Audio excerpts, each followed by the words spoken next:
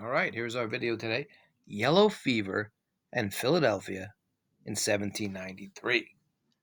So, yellow fever is a disease. It's caused by that mosquito you see in the background there. We'll talk about that in the video. The last epidemic in the United States, however, was 1905.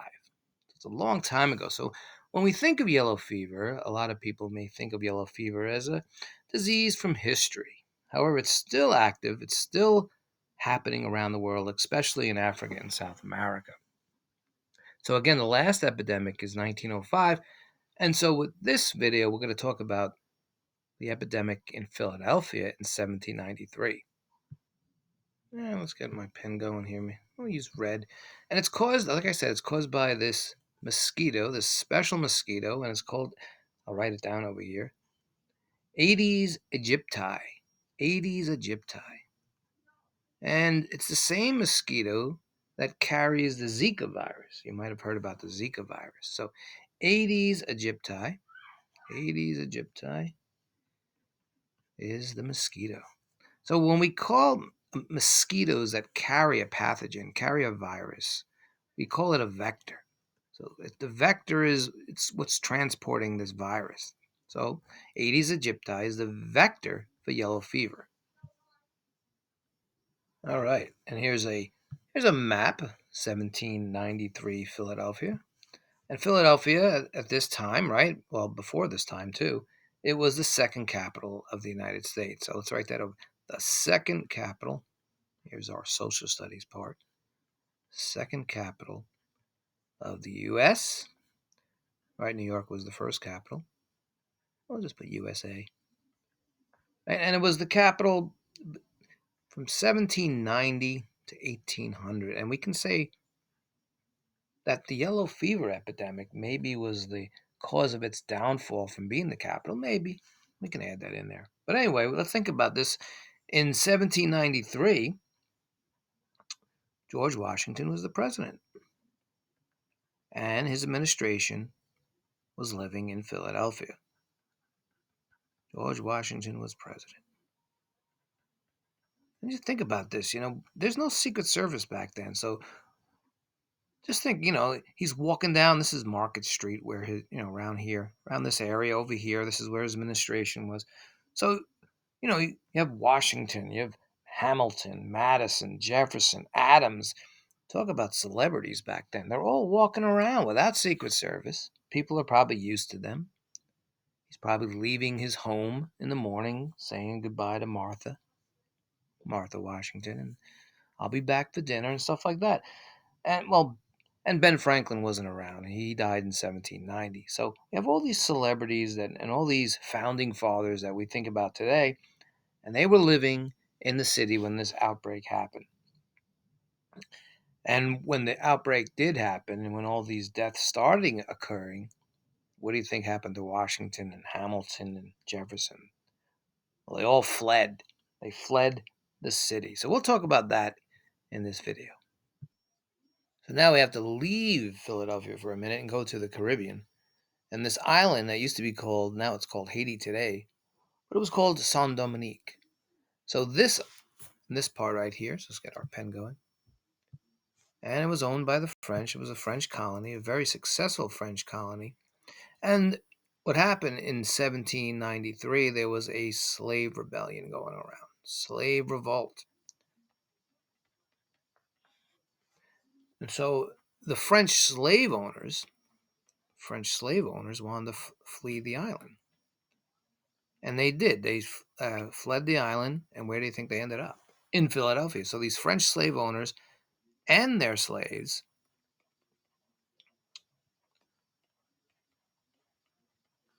right, would flee the island, right? And we're going to talk about a certain person in a minute, Stephen Girard, that helped them. So they would flee the island and end up in Philadelphia. And what they brought with them is this mosquito vector that we talked about before that would bring about yellow fever.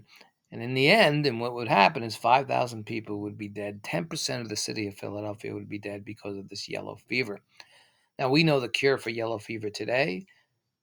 We have a vaccine, I should say, for yellow fever today, but they didn't have a vaccine for yellow fever back then. In fact, they didn't even know that it was caused by mosquitoes. We'll talk about that.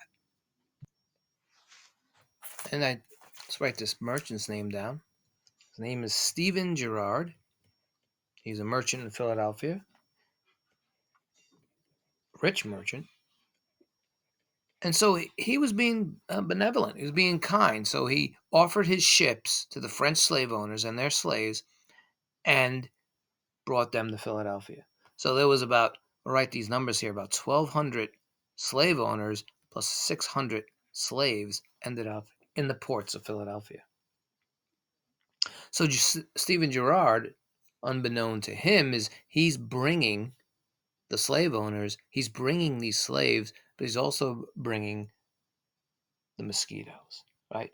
And they would land in these ports, and the virus spread. Right now we're back in Philadelphia. Let's get our pen going here again. So they're at the wharfs, they're at the ports. You may know today if you're in Philadelphia, there's Penn's Landing, William Penn, right? Penn's Landing is a famous place you can go for restaurants and stuff. And this area right here is called Center City today. So they're here at the ports. Again, we said there was 1,200 plus 600. These estimates of the slave owners, the French slave owners, and their slaves. And this disease would spread very rapidly. So if you're looking at some of these books, Benjamin Rush has a famous book he wrote at the time, and William Curie, which we'll talk about these two. These two will go at each other, with conflicting ways in which the virus is spreading and how to treat it. But in their books, they say that it started with around July. Sometimes you see reports where it started in August. So this will go from July to about November. Some say October. And they never really found a way they didn't know why the disease was happening.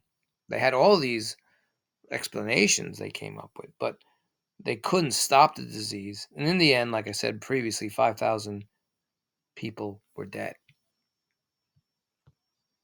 And it would take until the 19th century before they would find out that it was that same vector, that same mosquito, aegypti, that also has Zika and other diseases. Not until the 19th century did they figure out it was a mosquito causing this.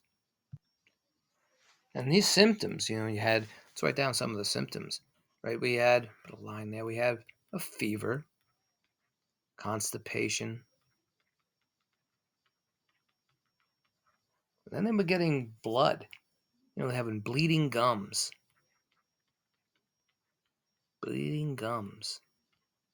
And also, nostrils, coming from the nostrils. But what set this up as why it was called yellow fever is the skin and the eyes were turning yellow. Jaundice, right? And this happens because of the problems that the liver is failing. So that's why it's called yellow fever. And in Philadelphia in 1793, in the summer, it started out with where 50 people were dying a day, and then it went to 200.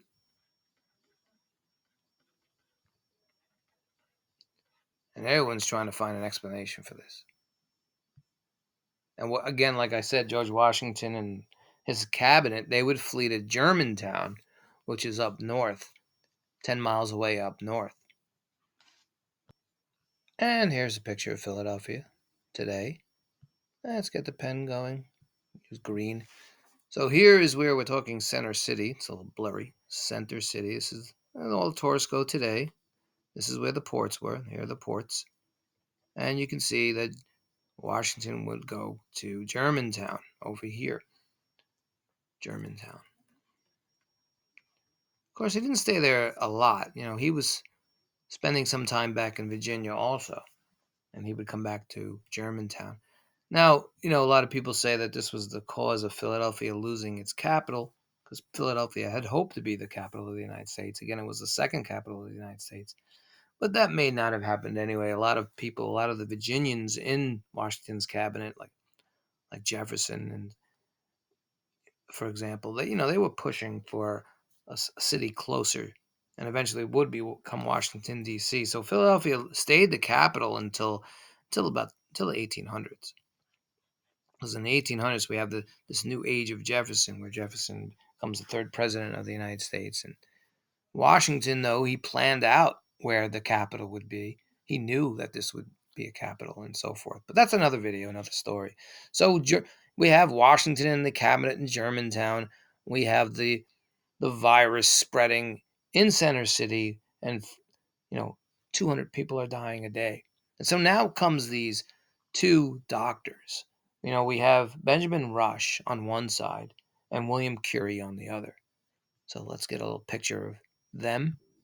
All right, on the left over here we have Benjamin Rush, and we don't have a picture here of William Curie. This is Stephen Girard on the right, and Stephen Girard is the one, again, remember we said the merchant who brought the French slave owners and their slaves to Philadelphia, not knowing that the mosquito is causing this. Now they didn't know about germs back then, so Stephen Rush, he was thinking, well, get our pen going. Let's use red.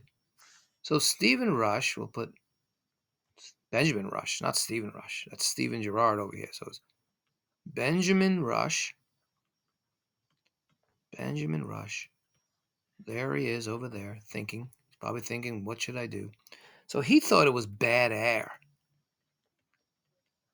Just bad air. He thought that the dead animals and the vegetation that was rotting was causing this bad air. And they didn't say germs because they didn't know about germs back then. And so he had a very aggressive tactic. His aggressive tactic was to bloodlet. When they would actually, and this was very common at the time, bloodletting. They would just bleed you. They thought by bleeding you, they can get rid of any bad things inside you, any evil fluids, they said. These evil fluids. Now, on the other end, and this is Stephen Girard, but on the other end, we have William Curie. Put William Curie down here. He did not believe in bloodletting for this disease. He thought that it came from the refugees, which he was right. It came from he didn't know about the virus coming from mosquito, but he thought it was from the refugees. And he thought maybe we should just think about diet, like tea, wine, rest. That's what he was thinking. He thought that the body would heal itself. The body would heal itself. And it does. The body does heal itself. So he was looking at more of a palliative. William Curie's looking more of a palliative cure, where Benjamin Russell is looking more of an aggressive cure. And also, there was a lot of physicians that were backing William Curie that maybe bloodletting wasn't the thing to do. Now, bloodletting is something that would happen to George Washington when he had pneumonia before he died. He died in 1799. And let's fix that V. The V that looks a little... There we go. Fix that V for aggressive. So again, Benjamin Rush thought it was from the air and that we should bloodlet, where William Curie thought we should do more of a palliative cure, have some rest, build up the defense of the body. And again, this person is Stephen Girard. He is the merchant that brought them there.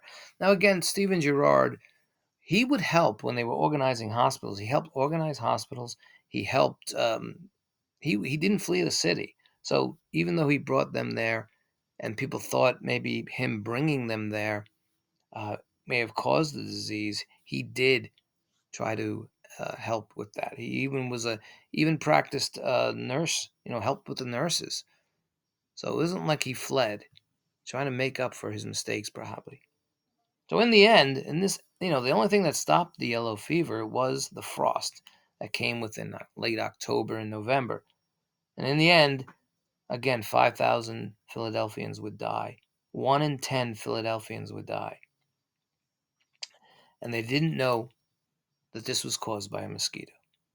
And they didn't have a vaccine like we do have today.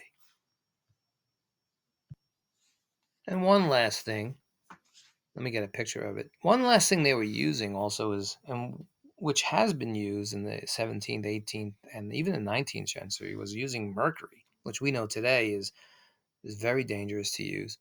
Mercury, they thought, was a cure for things. So a lot of people would use mercury, would ingest mercury. And we ingest mercury today unwillingly, when we have a deep sea fish. But they thought mercury can cure you. One famous person that used mercury a lot was Edgar Allan Poe. So let me a picture of that. Here's mercury, quicksilver. It's a nickname for mercury. Most people in the public, they think of mercury as being red because they think it's in thermometers, and it used to be used in thermometers. It's still used in thermometers in labs across the country, but not in school, right? In your high school and even in some colleges, you're not going to see mercury thermometers. You're going to see alcohol-based thermometers that are dyed red. So we kind of have this thinking that mercury is red. So you just think about some of the things they used to cure diseases back then. First of all, bloodletting, like Benjamin Rush used to try to cure yellow fever, and then trying to inject or use or eat, digest mercury, which is very dangerous. So they thought these things worked.